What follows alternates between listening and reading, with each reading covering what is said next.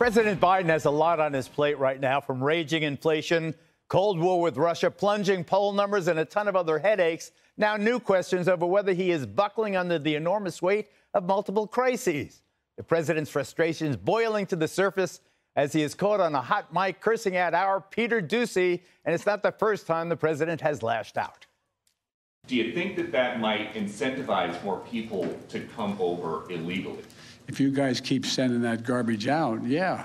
Why are you so confident he'll change his behavior, Mr. President? Yeah, I'm not confident changing behavior. What the hell? What do you do all the time? Mr. President, can I ask you a quick question on Israel before you drive away? No, you can't. Why are you waiting on Putin to make the first move, sir? Do you think inflation is a political liability? That's a great asset. More inflation. What a stupid son of a...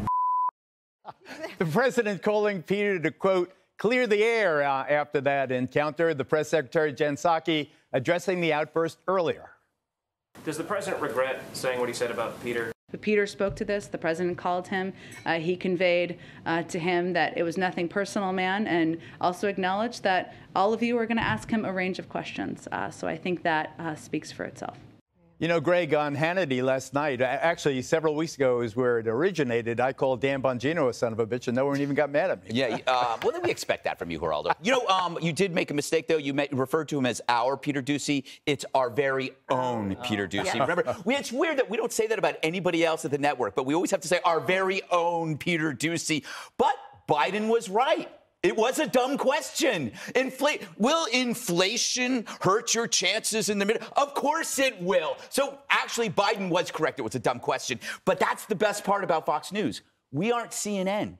We aren't wetting our shorts and calling this, you know, an attack on democracy or an insurrection. Every time Acosta acted like a stone tool and got CNN's cavalcade of Karens, you know, fretted about the coming reign of terror. The fact that we find this hilarious and that we can make fun of Peter Doocy says everything about how much fun this network is. But if it were Jim Acosta, they'd have to change Anderson Cooper's sheets. Carl Bernstein would say it's worse than Watergate. And also, if you didn't mind Trump berating the press, you shouldn't mind now. I would prefer much more berating of the press and less real-world problems that you mentioned. All of those real-world problems that are under Biden, I will take that over insults to the press. I think we should be more obnoxious to the press. I do my best. I really am very concerned about the real-world problem in Ukraine, but I don't want to be a bummer right now. Don't you, Dana, think that the hit on Biden about his senility, alleged senility, and losing his cognitive decline and all, isn't that a little much? I mean, that's really not what this is about, really. And I don't say things. You don't like think that. it's? I don't say things like that about him. But I do think this. There was in the campaign when he was in the basement, there was this narrative that he was the nice older gentleman who likes ice cream. Yeah. And everything would return to normal or pre-COVID, right? Everything would be okay. And it turns out that he actually is just like us. And he's got an edge. And he is on a hot mic. He could get caught. We could get caught on a hot mic at any moment. So I'm a little bit sympathetic to that. But he also showed a lack of being able to be nimble, even if it is a dumb question. Mm-hmm. Take the opportunity and talk to the American people and say, I know inflation's a problem for you. I hear about it. I heard it from Marianne, who was there telling me about the hamburgers. Our very own Marianne. And that's why I have these people in here today, Peter. And that's what we're going to work on. I'm not too worried about the campaign, but I'm going to, just to be able to take an opportunity. The press is going to ask you whatever they ask you. Just always, just swing and try to hit it. You rely so much on your mom. Your mom, about my age, probably a little younger than me in terms of her text, guiding you morally and philosophically, even though you disagree. Now, don't you think that people are too quick to pull the trigger on senility and, all that? I mean, don't we older folks sometimes bring our wisdom that is very I haven't necessary? seen any wisdom from Joe Biden. None at all? Geraldo. No, not a lot of wisdom. But here's what I think. To compare this to the Trump thing, the difference is that the media was calling Trump a racist Russian traitor and trying to get him impeached. Right, yeah. Or that was Our very own stupid son of a bitch just asked him about a policy question. He asked him policy, so yes, like have a little more discipline. I think it's fair, as Dana said, to say, is everything okay? Because this is not something that normal people do. He's lost control of the presidency. He's obviously missed the last 2 waves. He's missed inflation. He missed Russia. He misjudged Manchin. So he's feeling shaky and he's feeling cornered. And like you said, you got Russia testing him. You got the Fed has to make a move soon. Oil's going to go up over $100 a barrel probably. The guy sees the writing on the wall. They give him polling, Geraldo.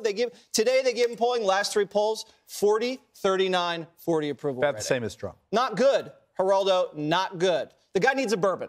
That's what I would recommend. Well, I volunteer to help him out there.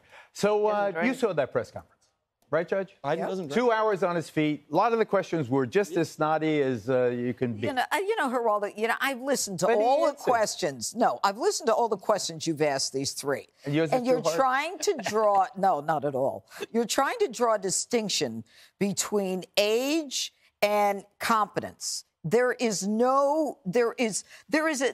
total difference between you're older, and someone like Joe Biden. He is losing it. I'm not going to be... He's much older than I am. Well, good. I'm glad 8 to hear months. that. 8 months? Okay. But that's where you're going with your question. You are together. You are focused. I don't agree with most of the stuff you say, but I still love you, okay? Joe Biden is incapable... We're like an old prom couple. Yeah, that's my line, the old prom couple. But Joe Biden is incapable of handling all the pressure. And we see it all the time. He's turning into like a curmudgeon, like someone who is angry all the time. Don't ask me about inflation. And don't ask me about a topic that I don't want to talk about today because I can't cover 2 subjects at once. And you're a son of a bee for asking me that. But go back to Greg's point. He said that it was a stupid question. But that's his... No such thing as a stupid question, Geraldo. But here's the bottom line. He wanted an answer from Joe Biden. Joe Biden couldn't be nimble, like Dana suggested. He couldn't address it because he was only focused on that one thing. And I have to give credit to Dana. If you recall, when this broke yesterday, who was the first person who said, if I were talking to the president, I would say, you got to pick up the phone, you got to call our very own Peter Doocy and just, make things right. And that's exactly I do think that was a pretty. I think that I'm sure that Jen Psaki, that was probably her first thought. I want to say our very own thing. Dana Perino. And our very own Peter Doocy was a class act because he went right past it and he treated it like it was nothing. He's a class act. He's our very own Peter Doocy. So would you ever say our very own Geraldo? Yes, we can now. Oh, say it. Our very own Geraldo.